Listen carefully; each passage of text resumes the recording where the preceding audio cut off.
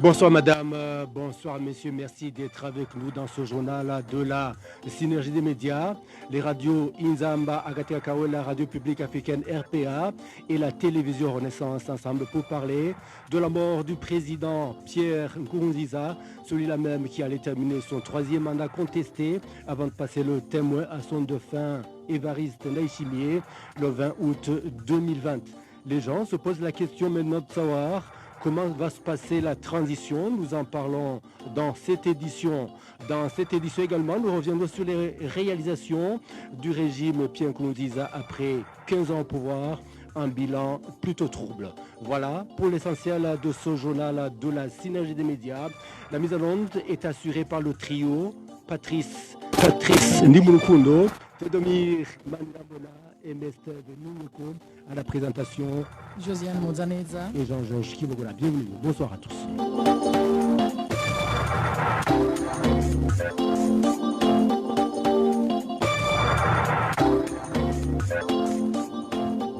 Encore une fois, bienvenue. Le gouvernement de la République du Burundi a annoncé ce mardi la mort du chef de l'État Pierre Nkurunziza, une mort survenue officiellement suite à un arrêt cardiaque.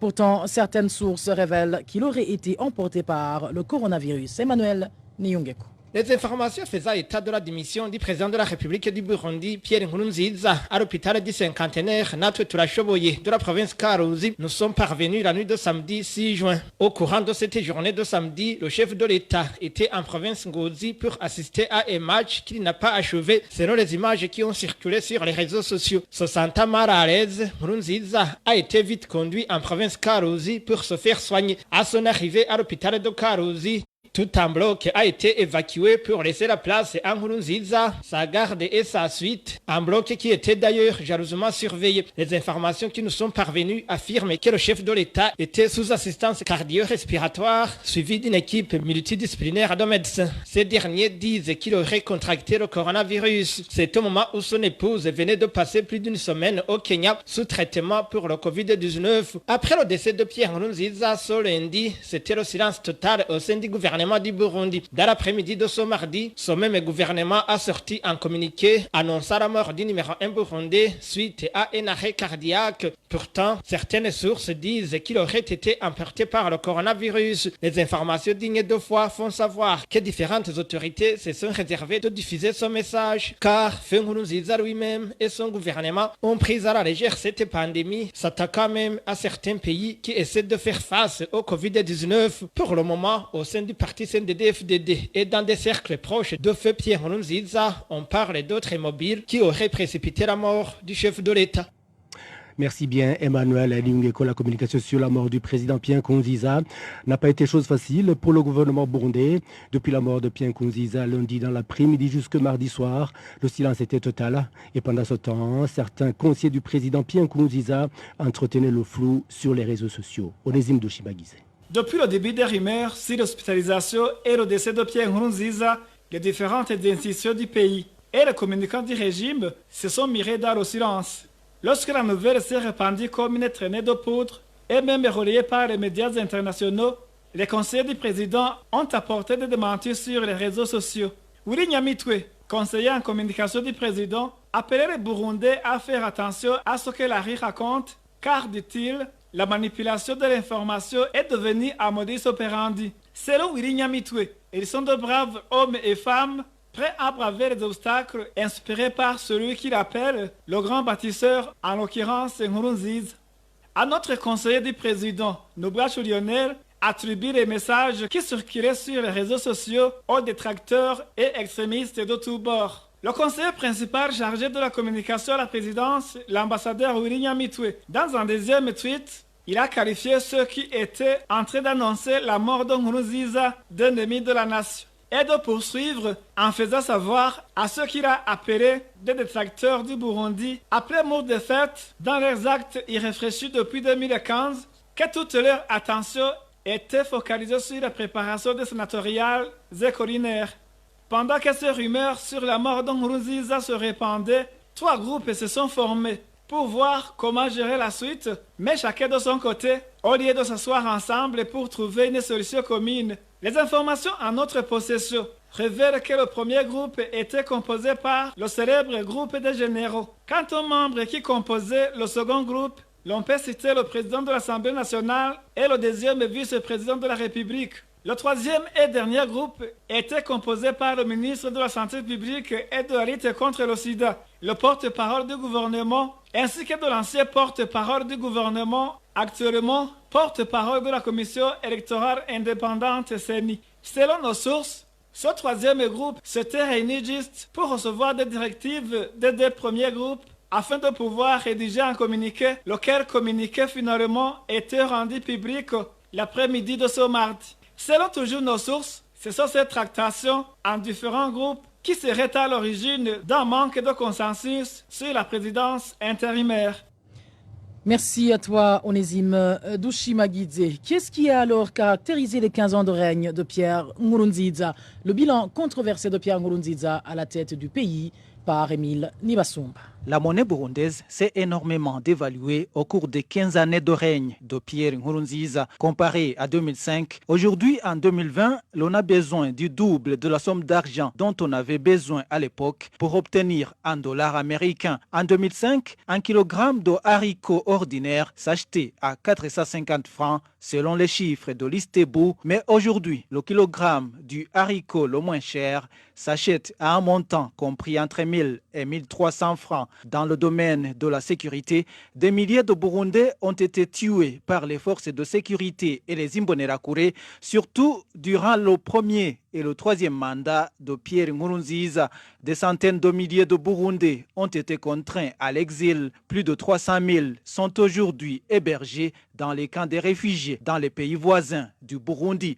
La sécurité a également été perturbée à plusieurs reprises par les groupes armés, mais ces rebelles se sont montrés incapables de faire face aux forces gouvernementales. Au cours du troisième mandat de Pierre Nkurunziza, les médias indépendants ont été détruits à l'armée lourde. Des organisations de la société civile ont été radiées. La coopération entre le Burundi et la communauté internationale s'est détériorée. L'Union européenne, les États-Unis et d'autres organisations ont pris des sanctions contre le Burundi. Mais en même temps, le gouvernement a appris à se débrouiller, surtout à travers sa coopération avec les pays comme la Russie et la Chine, mais également en s'appuyant sur les impôts et les taxes de la population qui ont été revus à la hausse. Le gouvernement a également exigé des contributions légales et des contributions forcées à la population. Au cours du troisième mandat de Pierre Nkurunziza, certaines organisations onusiennes ont été chassées du pays et le gouvernement s'est opposé à certaines résolutions et décisions de ces organisations. À titre d'exemple, c'est le refus par le Burundi du déploiement des forces Maprobu d'environ 5000 hommes de l'Union africaine, l'opposition à l'envoi de 200 experts des droits de l'homme et militaires de l'Union africaine dans le pays, ainsi que le rejet par le Burundi de la résolution du Conseil de sécurité de l'ONU autorisant le déploiement sur son territoire de 228 policiers. Depuis 2018, le Burundi est devenu le pays qui utilise deux constitutions parallèles. Le pays a également contribué d'une manière efficace à la consolidation de la paix en Somalie. Au cours du dernier mandat de Pierre Nkurunziza, il s'est tenu beaucoup de sessions de pourparlers interburundais, mais ces derniers n'ont pas abouti à la résolution de la crise actuelle. Émile Nibasumba, quelques années après son investiture en 2005, Pierre Nkurunziza et ses proches se sont lancés dans des pratiques non démocratiques. Certains des agents de la sécurité se distinguaient dans des actes de traitement cruels, inhumains et dégradants. Ces derniers opéraient dans l'impunité totale sous l'œil complaisant des autorités. Bertrand Guénakouli. L'année 2006 aura été marquée par l'arrestation de certains dignitaires du gouvernement de transition, notamment l'ex-président de la République Domitien Ndayizeye, son ancien premier vice Alphonse-Marie Kadege et 5 autres personnalités de l'opposition. Tous ont été sérieusement torturés avant d'être transférés à la prison centrale d'Omimba. Entre juin et août 2006, une trentaine de civils ressortissants de la province de Muyinga, membres du parti FNL, ont été arrêtés par l'officier de renseignement Sugwavuba Dominique, alors chef de renseignement provincial de Muyinga, en complicité avec les fonctionnaires de l'administration locale. Plusieurs de ces civils seront retrouvés, assassinés et jetés dans la rivière Ruvubu par certains militaires du camp Mukoni sous les ordres du colonel Bangilina Mavital, alors commandant de la 4e région militaire. Certains criminels responsables de ces assassinats de Muyinga ont été libérés et gratifiés par le pouvoir du président Pierre Nkurunziza. Après les élections de 2010, malgré la contestation de l'opposition, le Service national des renseignements va en profiter pour affaiblir davantage les partis d'opposition en éliminant leurs militants, surtout ceux des partis FNL et MSD. Pour y arriver, il va former, encadrer et équiper la milice Imbonerakure. En 2012, lors d'un congrès du parti CNDD-FDD, Pierre Nkurunziza, dans son discours, a réduit toute opposition à la qualification de traître comparé aux sauvages à éliminer. Avez-vous déjà vu un chien errant? Connaissez-vous un chien errant? Premièrement, c'est un chien maigre, un chien dans la galère. Son seule arme, ce sont les dents. Quand il te fixe dans les yeux, en montrant ses dents dégarnies et en aboyant, tiens bien toi, et il te fouillera en pliant sa queue. Mais si tu commets l'erreur de courir, il te poursuivra et te mordra jusqu'à la dernière chair. Depuis novembre 2013, l'opinion se souvient d'un centre d'instruction situé à Kilibaondé, en République démocratique du Congo, marqué par une formation intensive paramilitaire de la milice Imbonerakure, des formations qui étaient téléguidées à partir des bureaux de renseignement burundais, une affaire qui a conduit à l'assassinat de 3 sœurs italiennes à Kamenge. L'annonce de la candidature de Pierre Nkurunziza en avril 2015 au 3e mandat a déclenché une série de manifestations d'opposition populaire massive. Depuis, la crise burundaise est devenue un conflit de basse intensité, fait d'assassinats ciblés, de disparitions forcées, d'enlèvements d'opposants, souvent retrouvés morts dans la nature quelques jours plus tard. L'ONU estime le nombre de morts à plus de 1200 et des milliers qui ont pris le chemin de l'exil. Dans ces actes ignobles, le régime s'est appuyé sur certains corps stratégiques, dont essentiellement l'unité d'appui à la protection des institutions API, la brigade spéciale de protection des institutions BSPI et les forces de défense nationale. Ces organes sont soutenus par une partie de la jeunesse du parti au pouvoir Imbonerakure. La non-dénonciation de ces dérives tortionnaires et l'impunité dont ont bénéficié les auteurs de ces crimes ont légitimé le crime au Burundi.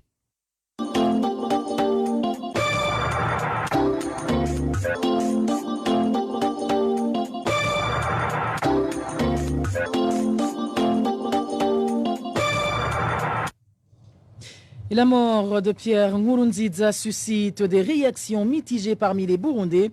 Certains se réjouissent de la disparition d'un oppresseur et regrettent le fait qu'il décède sans avoir été présenté à la justice pour répondre des crimes dont il est responsable. D'autres estiment que c'est une grande figure qui disparaît. La rédaction de la Synergie des médias a donné la parole aux Burundais restés au pays et ceux vivant en exil. La mort inopinée de Pierre Nkurunziza m'a réappris que nous tous avons le même destin et que la richesse, les honneurs, les titres, la puissance ne sont que temporaires et que nous sommes appelés à prêcher pour la paix de tout le monde. Sans oublier que cela va compliquer le combat pour la justice des victimes du 3e mandat et d'autres crimes qui ont été commis au Burundi. Mais aussi, je ne peux pas passer sans toutefois à dire que c'est un clin d'œil aux successeurs de ne pas tomber dans les mêmes erreurs et unir les Burundais. Nous sommes désolés par la mort inopinée de son Excellence, président de la République du Burundi, Pierre Nkurunziza, et eu l'espoir qu'un jour, il serait intimement occupé de tueries et de disparitions forcées des Burundais.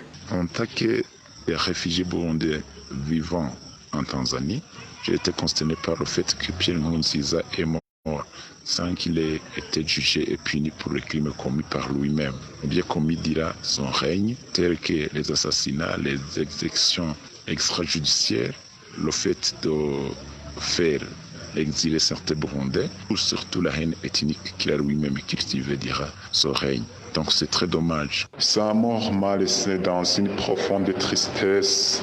Sa leader m'a resté là gravé à jamais dans mon cœur particulièrement et à la nation, dont le Burundi en général. Pierre Nkurunziza était un leader que le Burundi aille. Il a fait tout ce qu'il devrait faire pour changer le Burundi. Et voilà, après l'accomplissement de son travail, il nous quitte malheureusement. C'est avec tristesse que j'ai appris la mort inopinée du président Nkurunziza. Oui, c'est triste parce que c'est un fils du pays qui vient de partir. J'aurais voulu qu'il vive longtemps pour qu'il réponde de ses actes devant la justice burundaise ou internationale. C'est un tyran qui vient de s'en tirer. C'est un tyran qui a causé beaucoup de mal au peuple burundais. C'est un tyran qui vient d'échapper à la justice du monde, mais qui n'échappera pas à la justice de l'au-delà. Et l'ancien président de la République du Burundi, Domitien Ndayizeye, demande au peuple burundais de se retenir et rester calme pendant la période de deuil national. Il appelle également les Burundais à respecter les consignes des autorités en attendant la mise en place de nouvelles institutions. Domitien Ndayizeye. Nous avons tous été surpris par cette nouvelle. Cela nous a tous émus, surtout que nous savons que notre président de la République était monsieur qui est assez solide, qui est assez jeune et plus sportif. Nous ne nous attendions pas à ce que ce malheureux événement puisse subvenir à sa personne. Et cela fait en plus mal à sa famille et nous profitons de toute occasion pour présenter nos condoléances les plus émues, d'abord à sa famille directe, mais aussi à l'ensemble des Burundais. Vous savez, nous venons d'une période électorale où nous avons déjà élu le président de la République qui devrait le remplacer dans 2 mois, mais le processus n'est pas encore terminé. La Constitution prévoit la manière dont les choses doivent avancer dans pareille circonstance.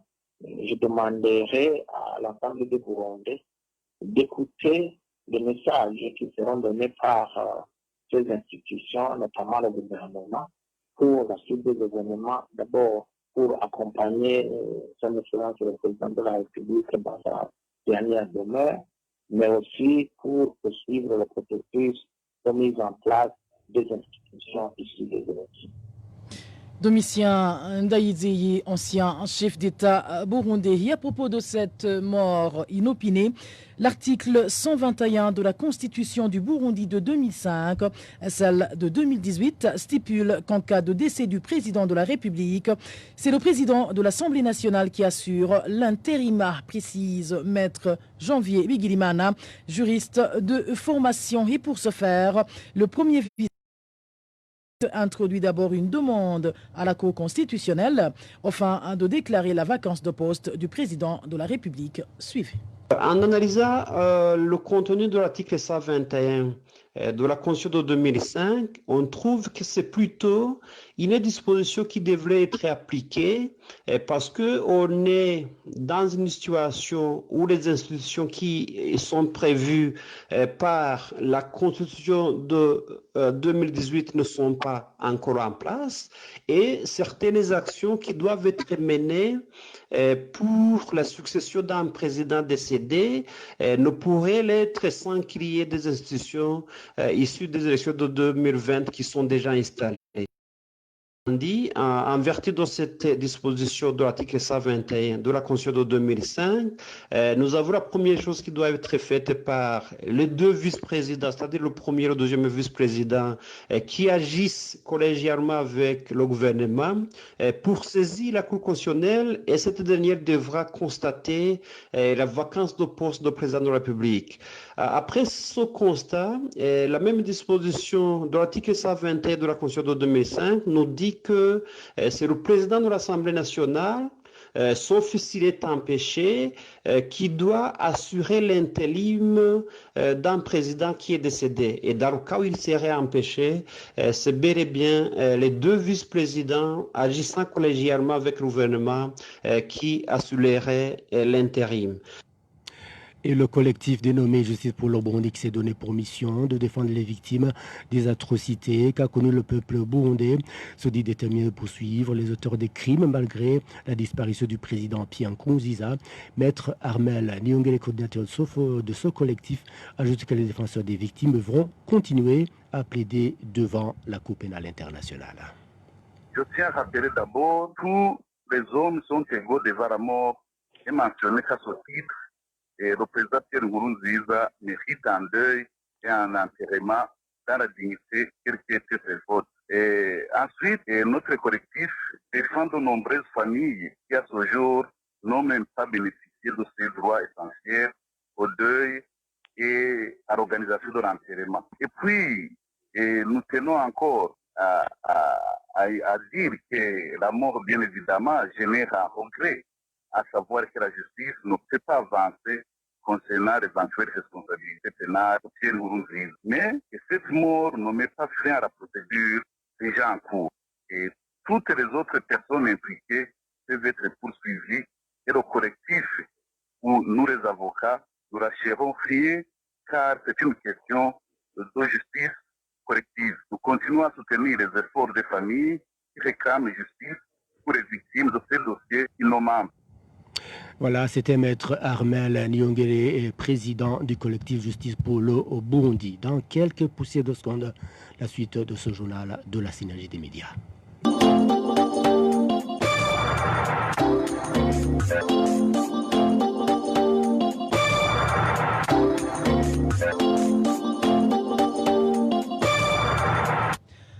Un nouveau président pour un ancien régime, tels sont les propos de Thierry Vircoulon, chercheur associé au Centre Afrique subsaharienne de l'Institut français des relations internationales, IFRI en sigle. Pour Thierry Vircoulon, la disparition de Nkurunziza permettra au président élu d'exercer pleinement son pouvoir. Thierry Vircoulon. Il y a un nouveau président qui a été élu au mois de mai.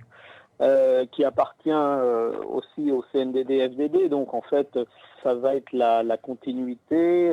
Il y a un nouveau président pour un ancien régime en quelque sorte, et c'est toujours le CNDD-FDD qui définit ce régime et qui reste au pouvoir. En fait, le décès de Pierre Nkurunziza va faciliter les choses au nouveau président dans la mesure où il va être pleinement président et n'aura pas à subir peut-être l'influence de son prédécesseur, comme on peut le voir dans certains pays en Afrique ou par exemple en RDC, où l'ex-président continue à jouer un rôle important dans le système politique congolais. Là, ce problème ne se pose plus depuis le décès de Pierre Nkurunziza. Et avant l'élection, le CNDD-FDD était au pouvoir. Il est au pouvoir depuis 2005 et au pouvoir absolu depuis 2015. Et il va le rester. Thierry Vircoulon estime que les chances de réouverture des relations du Burundi avec la communauté internationale ne dépendront que de la volonté du nouveau président. Encore une fois, le chercheur Thierry Vircoulon. La communauté internationale sera tout à fait, attend cela, et tout à fait ouverte et sera accueillante pour tous les gestes d'ouverture qu'il fera. Donc ça ne dépend en fait que de lui et du CNDD-FDD de mener maintenant une politique d'ouverture ou non. En tout cas, ça fait longtemps que beaucoup de partenaires étrangers regrettent que le Burundi, le régime burundais se soit replié sur lui-même et se soit enfermé dans sa paranoïa.